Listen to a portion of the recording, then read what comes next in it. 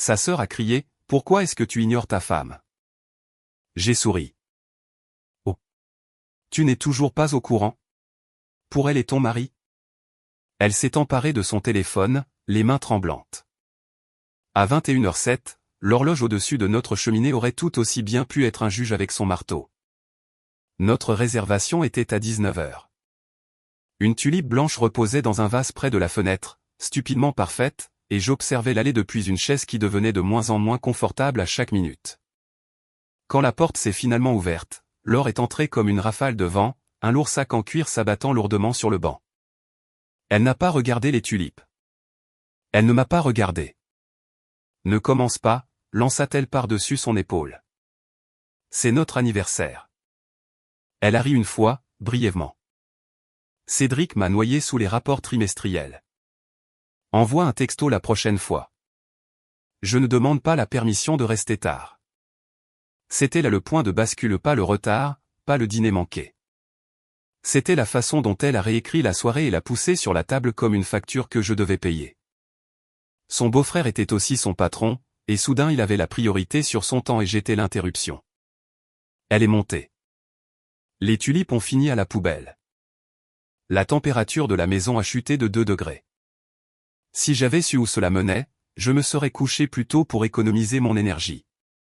Au lieu de cela, j'ai fixé le plafond et j'ai fait une liste. 3 jours de glace ont suivi. Pas de cris, pas d'excuses, juste la deuxième version de l'histoire, débitée d'un ton monocorde chaque fois qu'elle passait dans la cuisine. Tu en as fait toute une histoire. Tu me mets la pression. Avec toi, tout est un audit. Tu ne me fais pas confiance pour faire mon travail. J'ai demandé un texto, ai-je dit, en rinçant une tasse à café qui appartenait soudainement à un autre couple. Et j'ai dit, je ne suis pas une adolescente. Elle a maintenu la distance. Elle savait que la distance fonctionne. Ça te pousse à courir après. Je ne cours pas après. Je m'adapte. J'ai retiré mon calendrier de son application partagée. J'ai retiré ma carte du paiement automatique commun et j'ai défini mes propres dates de prélèvement. J'ai annulé le dîner que je payais avec ses parents la semaine suivante. Pas de grand spectacle, juste un mot calme à sa mère, surcharge de travail du côté de Laure. Reprogrammons cela. Une limite tracée d'une main ferme. Tard dans la 3e nuit, le téléphone a illuminé ma table de chevet. Je l'ai laissé sonner une fois, puis j'ai répondu. Je reste au bureau, dit-elle. Semaine d'audit. Cédric veut tout pour demain matin. Son ton était étudié, comme si une décision avait été prise bien au-dessus de mes compétences. J'ai imaginé les salles de conférences vitrées de Moreau et du Fort Capital en centre-ville, les halos de lumière sur les sols polis, le sérieux étudié, et j'ai imaginé sa voiture. J'avais appris il y a longtemps que le test le plus simple est de voir ce qui est réellement. Je passerai te prendre, ai-je répondu. Quoi? Non, je serai dehors. Tu es excessif. Je serai dehors, ai-je répété, j'ai posé le téléphone, attrapé ma veste et laissé le torchon plié comme j'aime une petite vie contrôlée sur un crochet. Je me suis garé en face de l'immeuble, en biais pour pouvoir voir l'entrée. Son break gris était sur le trottoir dans une zone de remorquage, les feux de détresse clignotant comme un battement de cœur. Je n'ai pas appelé pour annoncer que j'étais là. J'ai juste attendu. Un agent de sécurité effectuait une lente ronde rectangulaire. À minuit 17, la porte s'est ouverte. Laure est sortie sans son manteau, les cheveux relevés, les yeux parcourant son téléphone. Un homme en costume est sorti avec elle, la main levée comme s'il dessinait une flèche dans les airs. Cédric. Je l'avais vu pendant les fêtes. Il oscillait entre le charme et l'autorité comme si c'était un sport. Il est parti. Elle a repéré la voiture, s'est raidie, puis s'est approchée et a ouvert brusquement la portière passager. Je n'ai pas besoin qu'on me ramène. Il est tard, ai-je dit. Monte. C'est du contrôle. Non, ceci est une ceinture de sécurité. Elle a soupiré, s'est laissée tomber sur le siège, a bouclé sa ceinture et s'est tournée vers la fenêtre. La lumière du lampadaire rendait son visage pâle. Le silence n'était pas las, c'était une stratégie. J'ai ressenti la vieille envie de corriger l'ambiance, de mettre de la musique, de lui demander comment s'était passée sa journée. Je n'ai rien fait de tout cela. J'ai conduit. À un feu rouge, j'ai dit, il y a un mur entre nous. Ne sois pas dramatique. Pas dramatique. Précis. Je fais mon travail. Et moi le mien. Elle n'a pas demandé ce que cela signifiait. Elle ne voulait pas savoir. À la maison, elle a attrapé son sac et est entrée avant moi. Elle n'a pas touché les tulipes. J'ai dormi sur le canapé cette nuit-là, non pas en signe de protestation, mais parce que j'aime respirer. Le matin, je l'ai ramenée. Tu ne vas pas arranger ça en jouant au chauffeur, marmonna-t-elle, le pouce défilant sur son écran. Je n'essaie pas de l'arranger en un jour, ai-je répondu. Je prends juste note. Nous sommes arrivés devant son immeuble à 8h05. Elle est sortie sans lever les yeux, et c'est à ce moment-là qu'une jeune assistante administrative m'a intercepté. Blazer impeccable, yeux nerveux, les cheveux en une queue de cheval haute qui lui donnait un air plus sérieux qu'elle ne l'aurait probablement souhaité. Monsieur Royer, demanda-t-elle. Je me suis tourné. Oui. Pouvons-nous parler dans un endroit privé, dit-elle à voix basse, en jetant un coup d'œil vers les portes vitrées comme si elles étaient piégées. Je l'ai étudié une seconde. Votre nom? Élise. Élise Lacroix. J'ai regardé les feux de freinage devant moi, les règles de la zone de livraison que personne ne respecte, puis je les regardai à nouveau. Il y a un café au coin de la rue. Je le connais, dit-elle. 2 rues plus loin, la table du fond. Sa voix m'a dit que ce n'était pas une confusion d'agenda. Je me suis garé légalement, j'ai envoyé un texto à mon rendez-vous de 11h pour le décaler de 30 minutes, et j'ai marché. Élise a choisi une table à moitié cachée par un ficus. Elle n'a pas perdu de temps. Je ne devrais pas faire ça, commença-t-elle. Alors ne le faites pas, ai-je dit. Elle a dégluti. Mais je ne peux pas continuer à regarder ça sans rien faire. De quoi s'agit-il? Elle a fait glisser son téléphone sur la table. Son pouce a hésité avant d'appuyer sur lecture. Horodatage, 23h42. Salle de conférence vitrée. Lumière tamisée. Laure, sans manteau, les cheveux détachés maintenant, déplaçant une pile de diapositives imprimées, les lèvres entr'ouvertes comme si elle était au milieu d'une phrase. Cédric entre. Il ne parle pas en premier. Il pose une main sur sa taille comme s'il avait l'habitude de trouver cet endroit précis dans le noir. Elle se tourne vers lui. Il ne se précipite pas. Il ne négocie pas. C'est chorégraphié.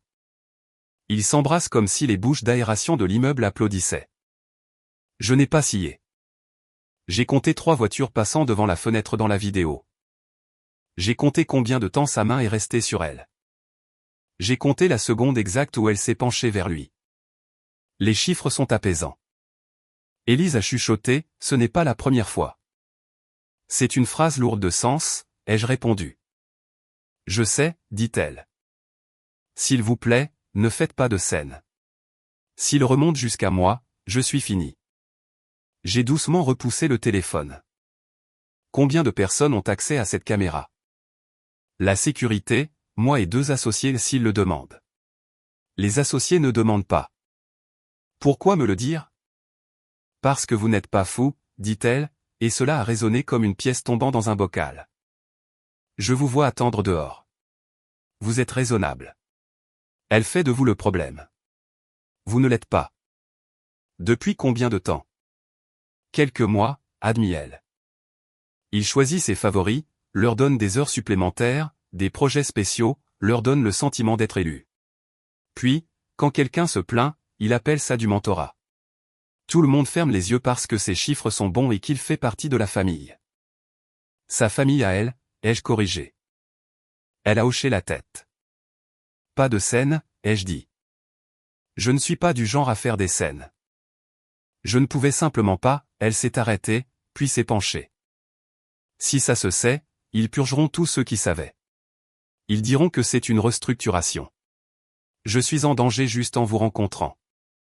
Vous êtes couverte, ai-je dit. Comment? Je m'occuperai de la logistique. Cela ne vous atteindra pas. Vous ne pouvez pas promettre ça. Je viens de le faire. Elle s'est mordu la lèvre. S'il vous plaît, ne lui dites pas que vous l'avez vu. Pas encore. Élise a expiré comme si elle avait été sous l'eau. Il y en a plus si vous en avez besoin. Des captures d'écran de lui assignant des voyages en dehors des heures de bureau. Des créneaux de calendrier qu'elle cache sous préparation d'audit, mais il est le seul présent. Envoyez-le à une adresse électronique privée, ai-je dit en lui tendant une carte. Utilisez un nouveau compte. Ne l'envoyez pas depuis le travail. Et ne parlez de ça à personne, même à des amis que vous pensez sûrs. Elle a hoché la tête. J'étais un peu impressionné par la rapidité avec laquelle j'avais élaboré un plan. Je me suis levé. Vous avez fait ce qu'il fallait. Resterez-vous calme, demanda-t-elle. Je suis calme, ai-je dit. Dehors, le soleil donnait à tout un air simple. De retour dans la voiture, j'ai changé quelques petites choses. J'ai retiré l'or comme contact d'urgence dans mon entreprise et j'ai mis à jour le formulaire avec le numéro de mon frère. J'ai arrêté le virement automatique que je lui envoyais pour un projet qu'elle était toujours sur le point de terminer.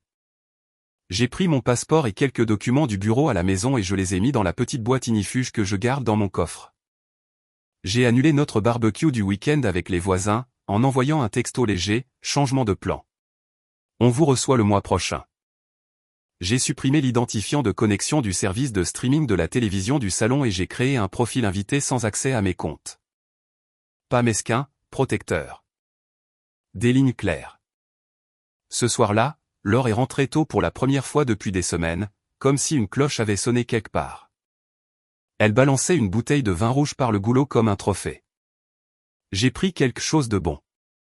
Tant mieux pour toi, ai-je dit en séchant une poêle. On pourrait choisir une nouvelle série, a-t-elle proposé. Pour repartir à zéro.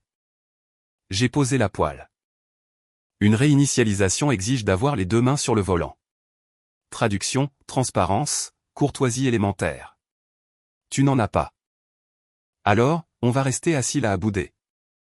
Non, on va rester assis là et continuer de respirer. Elle a débouché la bouteille, a versé 2 verres et en a fait glisser un vers moi. Une offrande de paix. J'apprécie, ai-je dit, sans le prendre. Tu es distant. Précis, encore une fois. Tu me punis. Je m'adapte, ai-je répondu. Aux conditions. Quelles conditions, a-t-elle rétorqué. Celles que tu as mises en place. Elle a froncé les sourcils. Tu es impossible quand tu te mets dans cet état. Quand je deviens lucide. Elle m'a dévisagé, puis a adouci son ton comme si elle avait trouvé le réglage du charme. Étienne, je suis fatigué. Je porte la moitié du cabinet sur mes épaules après les heures de travail. J'essaie de, tu portes exactement ce que tu choisis de porter, les jeux interrompus. Ni plus, ni moins. Et toi, tu fais quoi? Tu comptes les points. Je fixe des règles, ai-je dit. Tu n'annonces pas tes nuits dehors. Tu ne nous donnes pas la priorité. Tu me manipules quand je demande un texto.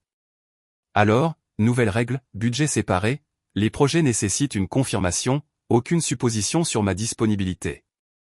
Élémentaire. Waouh, dit-elle, avec un petit sourire qui n'était pas amusé. Tu as répété ça. Pas de spectacle, ai-je dit, en poussant le verre inutilisé vers l'évier. De l'information. Elle a laissé tomber son sourire. Je commence tôt demain. Cédric a besoin de, alors dors, ai-je dit, et j'ai pris une couverture pour le canapé sans faire de commentaires. Ma dernière pensée avant de m'endormir était pratique, appeler Bernard. Le lendemain matin, je me suis garé sur l'avenue du Congrès devant le vieil immeuble en briques où mon ami de famille a un cabinet d'avocats discret. Raymond Bernard, la soixantaine, lunettes rondes, une patience qui s'étend à travers les embouteillages et le mauvais café. Il a levé les yeux quand je suis entré. Étienne. Raymond, ai-je dit. J'ai besoin d'options de sortie propres. Parle, a-t-il répondu, en fermant son ordinateur portable. Je lui ai parlé du dîner manqué, de l'histoire réécrite, du changement de ton, des courses nocturnes au bureau, des sessions stratégiques improvisées qui ne cessaient de se multiplier. Puis je lui ai parlé d'Élise. Je n'ai pas dramatisé. J'ai décrit les horodatage et la façon dont la main se posait sur la taille comme une routine. Bernard a écouté sans rien ajouter. Quand j'ai eu fini, il a joint ses doigts en clocher. Pas d'accusation, dit-il. Juste des faits. Les faits suffisent. Quel est ton objectif? Pas de théâtralité, ai-je dit. Pas de dispute au bureau. Une rupture nette est la protection de la seule personne qui a pris des risques. Je n'ai pas besoin d'une parade. J'ai besoin que les conséquences s'appliquent là où elles doivent l'être. Je peux travailler avec ça, acquiesça-t-il. Les ressources humaines sont une perte de temps ici. Elles existent pour absorber l'impact. Les associés sont les seuls qui peuvent agir sur lui. Les associés n'agiront pas s'ils contrôlent les robinets, n'est-ce pas? Mais il y a un comité d'actionnaires, a-t-il ajouté, en tournant un bloc-notes juridique. Vous visez au-dessus des associés, directement les personnes qui signent les lettres d'audit. Vous incluez une clause sur les représailles contre les informateurs. Vous gardez un ton clinique, joignez les horodatages, les entrées de journal, les approbations de voyage. Rendez la chose irréfutable. Et vous pouvez l'acheminer, ai-je demandé. Je le déposerai directement auprès du conseil juridique externe du comité. Cela crée une trace qu'ils ne peuvent pas enterrer. Faites-le. Il a ajusté ses lunettes. Les dommages collatéraux incluront votre femme. Je sais. Es-tu prêt pour ça? J'étais prêt quand elle a choisi le secret et le sentiment que tout lui était dû plutôt qu'une invitation de calendrier, ai-je dit. Tout ce qui suit n'est que de la paperasse. Il a eu un petit sourire triste. Bien. Nous rédigerons ce soir. J'aurai besoin de la vidéo. Je n'enverrai rien depuis mes appareils, ai-je répondu. J'apporterai une clé USB. Sage, dit-il. Et commence ta propre séparation maintenant en finance, routine de vie, calendrier social. Plus de front commun. Ça rendra la suite plus nette. Ce processus a commencé hier, ai-je dit. Sur le chemin du retour, je suis passé à mon bureau des opérations et j'ai informé mon second, Marc, sur un ton neutre que je serai moins disponible la semaine prochaine et qu'il devrait diriger la réunion du mardi. C'est le genre de personne qui hoche la tête une fois et le fait sans en faire toute une histoire. Ça va, a demandé Marc. Je suis organisé, ai-je dit. C'est la même chose dans ton langage, a-t-il souri. Assez proche, ai-je répondu. Le week-end est arrivé, habillé en stratégie. Samedi matin, Laure a appelé d'en haut d'une voix qui indiquait qu'elle avait déjà réservé un vol. Lyon, a-t-elle crié depuis le haut de l'escalier. Session stratégique. De retour dimanche. Compris, ai-je répondu, sans bouger du bar du petit déjeuner où j'empilais des reçus en une rangée nette. Tu te fiches de savoir où je vais maintenant, a-t-elle demandé, en entrant dans la cuisine avec des lunettes de soleil sur la tête, bien que nous soyons à l'intérieur. Je me soucie de ce qui est vrai, ai-je dit. L'endroit où tu vas n'est qu'un sous-ensemble. Tu es insupportable quand tu deviens philosophique. C'est pratique. Je t'enverrai un texto de l'hôtel, a-t-elle proposé, comme un pari de paix qu'elle pouvait lancer. Ne te fatigue pas. Elle m'a longuement regardé, comme si elle évaluait une action qui était autrefois stable et qui présentait maintenant de la volatilité. On parlera quand je rentrerai. Non, ai-je corrigé. On s'occupera de la logistique. Elle a roulé sa valise jusqu'à la porte. Tu n'es pas celui que j'ai épousé. Je suis exactement celui que tu as épousé, ai-je répondu. Tu ne fais que voir les petits caractères. Après son départ, j'ai revu Bernard. Nous avons chargé le dossier ensemble, la vidéo sur une clé USB neuve, des captures d'écran d'invitation de calendrier intitulé « Préparation d'audit » avec un seul participant, des dossiers de voyage montrant des surclassements de dernière minute qui coïncidaient avec les voyages de Cédric, des notes de frais apparaissant après minuit. Bernard a rédigé la lettre avec une économie de mots que j'admire. Au comité de surveillance des actionnaires, vous trouverez ci-joint des documents prouvant des violations de la politique par votre dirigeant, y compris l'utilisation des ressources de l'entreprise à des fins personnelles non divulguées, des manquements en matière de conflit d'intérêts de supervision, et une fausse déclaration du temps et des voyages. Nous demandons un examen indépendant en dehors de la chaîne des ressources humaines. De plus, une partie protégée a fourni des données d'archives. Toute mesure défavorable prise à l'encontre du personnel des archives pendant l'examen sera considérée comme une mesure de représailles et fera l'objet d'une escalade. Pas d'adjectif, pas de passion.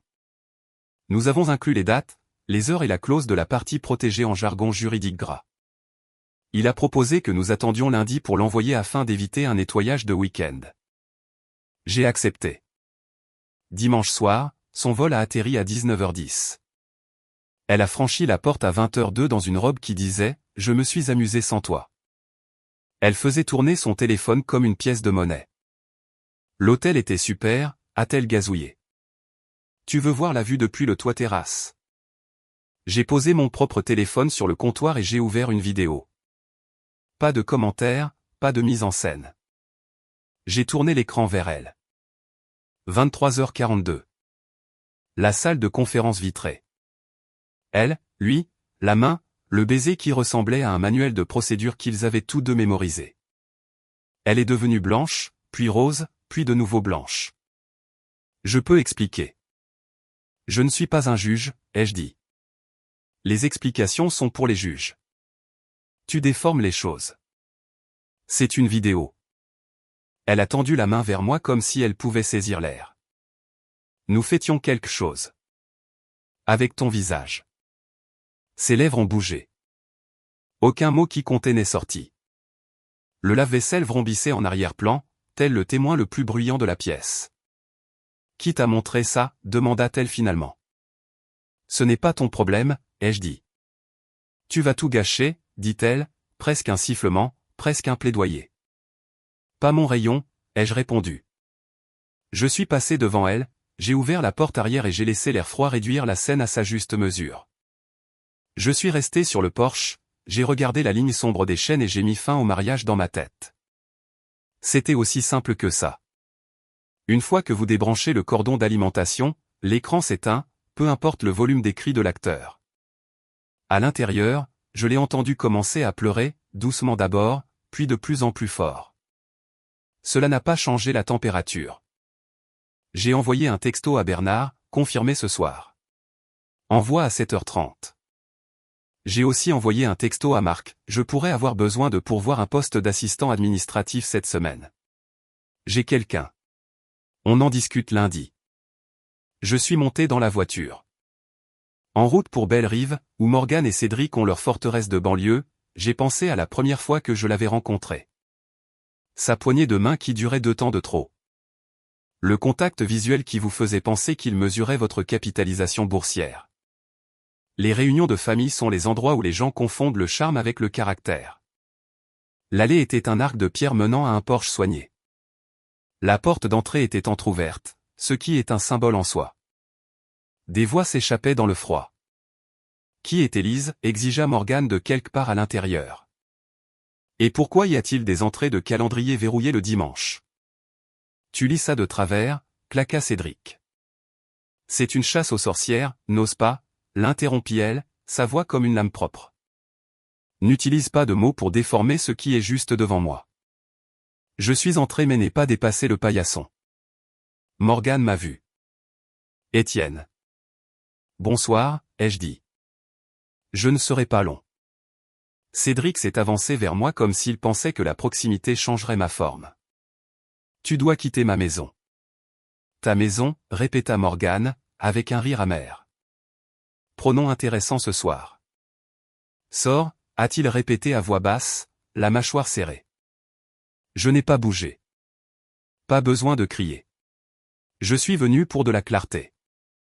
Morgane a regardé de l'un à l'autre comme si on lui avait tendu les 2 moitiés d'une carte. Dis-moi. J'ai une vidéo, lui ai-je dit à elle, pas à lui. Heure, date. Salle de conférence vitrée. Tu n'as pas besoin de la voir. Je l'ai regardée. Elle montre la priorité. Morgane a dégluti. Depuis combien de temps? Quelques mois, lui ai-je dit. Probablement plus longtemps si vous creusez. Il utilise la préparation d'audit comme couverture. Il y a des dossiers de voyage qui correspondent. Cédric a fait un pas en avant. Tu penses pouvoir me calomnier dans ma maison? Ta sœur mérite d'avoir le tableau complet, ai-je répondu. Tu peux appeler les choses comme tu veux. Les faits s'en moquent. Sors, a-t-il dit, plus proche maintenant, les épaules carrées comme un secondeur en costume. Morgane a tendu la main et l'a arrêté d'une manière qui m'a dit tout ce que j'avais besoin de savoir sur qui tenait réellement les rênes dans cette maison. Ne le touche pas, a-t-elle dit. Puis à moi, merci.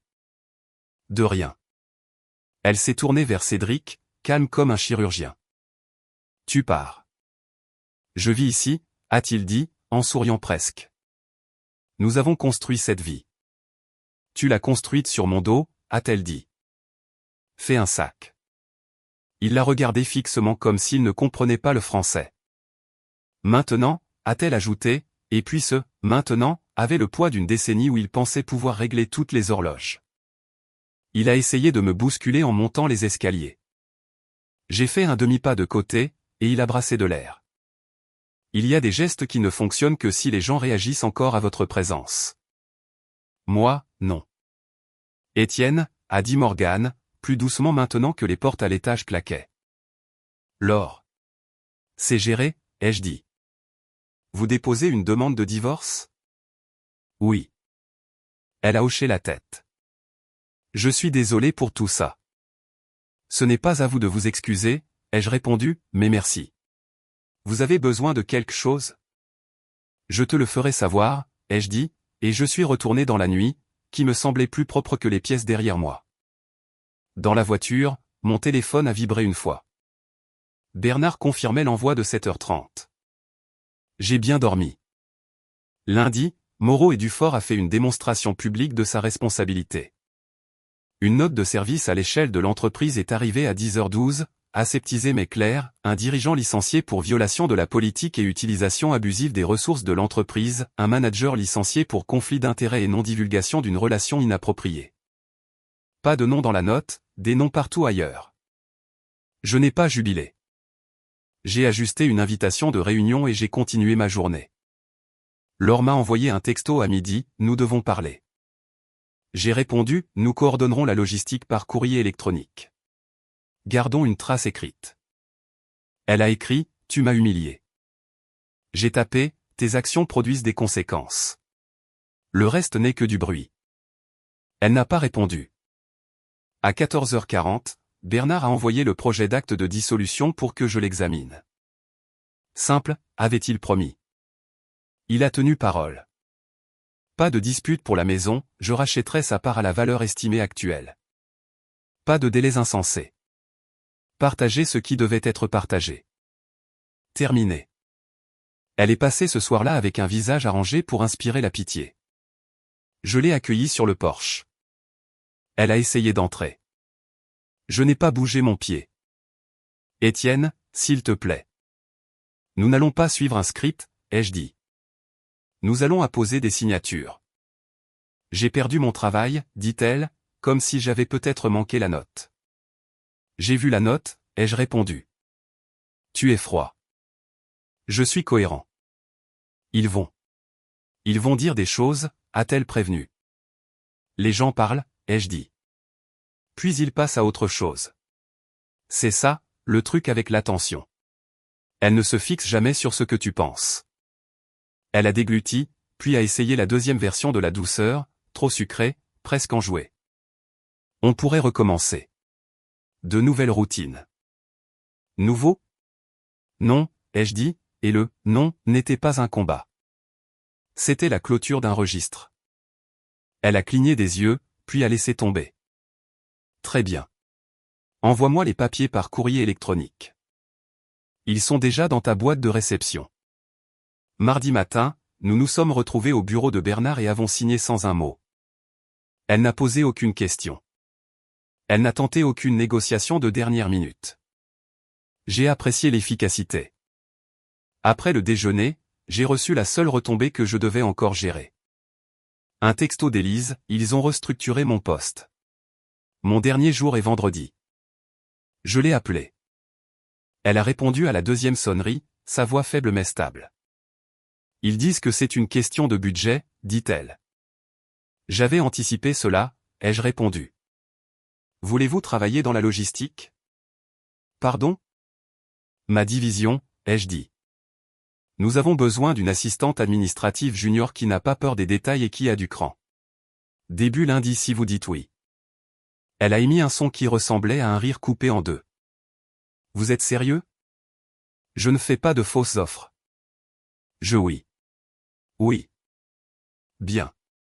Les ressources humaines enverront le dossier aujourd'hui. Je ferai préparer un badge à l'accueil lundi matin.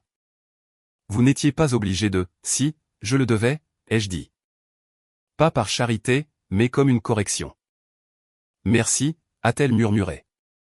J'étais terrifié à l'idée que vous ne piquiez une crise. Je ne fais pas dans les feux d'artifice, ai-je répondu. Je fais dans les plannings. Marc a passé la tête dans mon bureau alors que je raccrochais. On embauche une nouvelle assistante administrative. Lundi, ai-je dit. Elle vient avec un passif. Peu importe, a répondu Marc. Elle sait où mettre les virgules et ce qu'est un conflit. C'est suffisant. Cette nuit-là, la maison sonnait comme un bâtiment différent. C'était ma maison maintenant, d'une manière qu'elle ne l'avait pas été depuis longtemps, même quand nos deux noms étaient sur l'acte de propriété. Il y a un poids qui se lève quand on arrête de gérer la fiction de quelqu'un d'autre. Laure m'a envoyé un dernier texto à 22h03, j'ai signé. C'est fait. J'ai posé le téléphone face contre table et je me suis versé un verre d'eau. Les tulipes étaient mortes dans la poubelle depuis des jours. J'ai mis un nouveau vase sur la table, vide pour l'instant non pas comme un symbole, mais comme un emplacement réservé. 3 semaines plus tard, les rythmes se sont installés. J'ai déplacé quelques meubles sans demander à personne. La chambre d'amis est devenue un petit bureau à domicile propre avec un bureau debout et une chaise qui ne vacille pas. J'ai échangé le canapé sectionnel contre 2 fauteuils solides et une liseuse. Les dîners sont devenus plus simples et plus calmes. J'ai acheté une camionnette d'occasion avec peu de kilomètres parce que mon travail nécessite du transport et que je n'aime pas demander de faveur. J'ai repris mon racquetball du jeudi avec Jacques, qui parle comme une mitraillette et frappe comme une équipe de démolition. J'ai dormi toute la nuit et je me suis réveillé alors sans l'alarme de quelqu'un d'autre dans ma vie. Élise a commencé le lundi, comme promis. Elle était en avance, organisée, a posé 2 questions intelligentes, et une qui nous a fait gagner 1 heure de travail. Marc m'a lancé un regard depuis sa porte comme s'il avait trouvé un outil rare. Bien vu, a-t-il dit. Je m'attends à ce qu'elle dépasse ce poste d'ici 1 an, ai-je répondu. Ambitieux, a-t-il souri. Des standards, ai-je corrigé. 1 mois après la note de service, Morgane m'a envoyé par texto une photo de son Porsche avec une serrure neuve posée sur un paillasson. Pas de légende, aucune n'était nécessaire. J'ai répondu avec un pouce levé et le numéro de téléphone d'un plombier dont elle pourrait avoir besoin. Nous n'avons pas besoin d'être amis, nous devons être fonctionnels. Quant à Laure, j'ai entendu par un voisin qu'elle avait emménagé dans une maison de ville plus près du centre. Elle avait pris un contrat temporaire pour aider une entreprise de taille moyenne à réorganiser ses analyses, ce que l'on fait quand l'endroit où l'on a misé toutes ses cartes ne veut plus de votre présence. Ce n'était pas mes affaires. Le seul point digne d'intérêt était que le pouvoir qu'elle pensait pouvoir centraliser en faveur d'un seul homme s'était évaporé quand cet homme a eu besoin de se sauver lui-même. C'est ça, le marché, la loyauté est un mot que les gens aiment utiliser pour les autres. Un samedi, 1 mois après tout ça, j'étais au grill de la rivière avec un petit groupe du travail. Nous mangions dans la cour sur de longs bancs, des assiettes en carton couvertes de plus de viande que personne n'en a besoin. Marc m'a présenté à une de ses amies, Claire. Elle travaille dans la chaîne d'approvisionnement pour une épicerie régionale et a une façon de poser des questions qui sont de vraies questions, pas des pièges. Nous avons parlé des stocks d'hiver et de pourquoi les fournisseurs pensent que, milieu de semaine, est une date réelle. Elle a ri exactement aux endroits où je m'attends à ce qu'une personne intelligente rit. Nous avons gardé les choses simples. Nous avons prévu un café qui ne sonnait pas comme un sauvetage et n'était pas présenté comme un spectacle. C'est tout ce dont un homme a besoin pour faire la différence entre la paix et la mise en scène. 1 semaine après ça, je suis arrivé dans mon allée pour voir une unique tige de tulipes blanches posée sur le seuil. Pas de mots, pas de drame. Cela aurait pu être n'importe qui. Je n'ai pas gaspillé d'énergie à deviner. Je l'ai ramassée, je l'ai mise dans le vase sur la table de la cuisine et j'ai envoyé un texto à Claire, jeudi, c'est toujours bon? Elle a répondu, mieux que bon. J'ai souri, non pas parce que tout était parfait ou parce que j'avais besoin de prouver quelque chose, mais parce que le calcul était juste. Les limites plus l'action égale une vie que l'on peut reconnaître. Pour ce que ça vaut, si vous attendez une grande finale avec des cris et des assiettes cassées, vous serez déçus. Ce n'est pas comme ça que les hommes adultes finissent. Nous élaborons un plan, et nous l'exécutons. Des signaux clairs, Les mains propres. Une phrase finale qui ferme le livre. J'ai donné la mienne alors la dernière fois que nous nous sommes croisés par hasard dans une épicerie où les gens font semblant de ne pas se remarquer. Elle a attrapé le même pack d'eau gazeuse, a levé les yeux et a ouvert la bouche comme si elle allait recommencer l'histoire. J'ai secoué la tête une fois. Plus de script? Elle a baissé les yeux. Tu n'étais pas obligé de me ruiner, murmura-t-elle. Arrête de te flatter, ai-je répondu. C'est toi qui as fait le plus gros du travail. J'ai poussé mon chariot devant le sien. À la caisse, j'ai ajouté un bouquet de tulipes parce qu'elles étaient belles à la lumière. Je les ai mises sur mon siège passager et j'ai pris le long chemin pour rentrer, en passant devant le lac des Cygnes où les joggeurs courent après une endorphine qu'ils n'attraperont jamais. Je ne cours pas après. Je déplace la ligne et je continue de marcher. Vous pouvez appeler ça de la froideur. Vous pouvez appeler ça de la dureté. J'appelle ça de l'entretien. Et quand quelqu'un essaie de signer votre nom sur un contrat que vous n'avez pas accepté, vous sortez un stylo et vous écrivez vos propres termes.